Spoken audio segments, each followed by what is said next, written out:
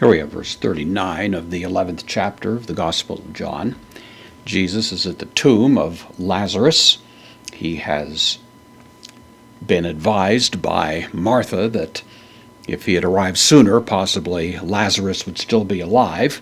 He's wept, of course, reflecting the grief that he experiences, not because he's helpless to do anything about the situation, but just because of the great pain that is caused by the fact of sin in the world. That's the common view of it. I think that's the correct view. And now Jesus, of course, begins this remarkable process which is going to lead to a most stupendous, miraculous event. So we have in verse 39, lege, from lego I say, third person singular, present active indicative. Jesus says, ho Jesus, the subject of the verb, says, arata. This is from airo. It means I take up or I take away, fairly common in the New Testament. This is the second person, plural, aorist active, imperative. So it's a command, take up or take away. Interesting, he doesn't say roll away, so it is actually more dramatic. Take away, ton lithon. Take away in the accusative here, the direct object of the verb, take away the stone. And then, of course, Martha steps in, somewhat incredulous at what's being done here. So we have lege, third person singular, same as we had here.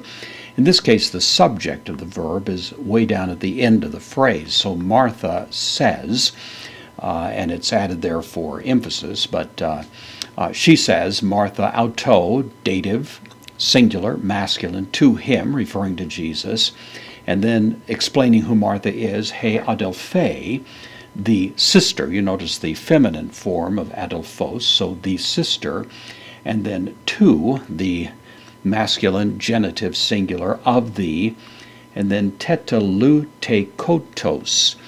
This is from telutao, is the idea of dying. There is a word that means I die, apothenesko, but this is a word that means more to die in the sense of to expire. It would not normally, of course, be used in the first person singular, but that would be the sense of it. Here we have the perfect active participle, masculine singular genitive. It's going with the genitive here. So it's the sister of the one who was deceased. The one who had expired is the idea. And then Martha. So Martha, the sister of the one who was deceased, says, and then of course what she says is found here with Kyrie in the vocative of Kyrios, Lord, ede, in declinable adverb, means already, odze. Fairly uncommon in the New Testament. This is from odzo. Literally it would mean, in the first person singular, I have an odor, or I stink would be the idea. Not normally used in that setting, of course, but here, this is the third person singular, but the same idea is present. So already he has an odor. Already he literally stinks is the way that the King James rendered it, and that's probably the best way to put it. And then tetartaios. This means 4 days, and then gar, the postpositive, so for 4 days, he is already 4 days. It's a sort of tight, efficient way of saying he's been dead for 4 days. He's been in the tomb for 4 days.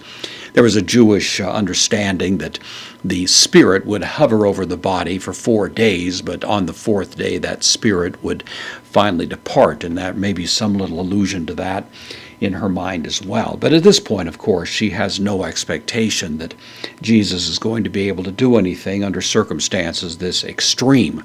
Had he gotten there earlier, it would have been a different situation, but now she obviously has a somewhat despairing attitude about the prospects in the immediate circumstance.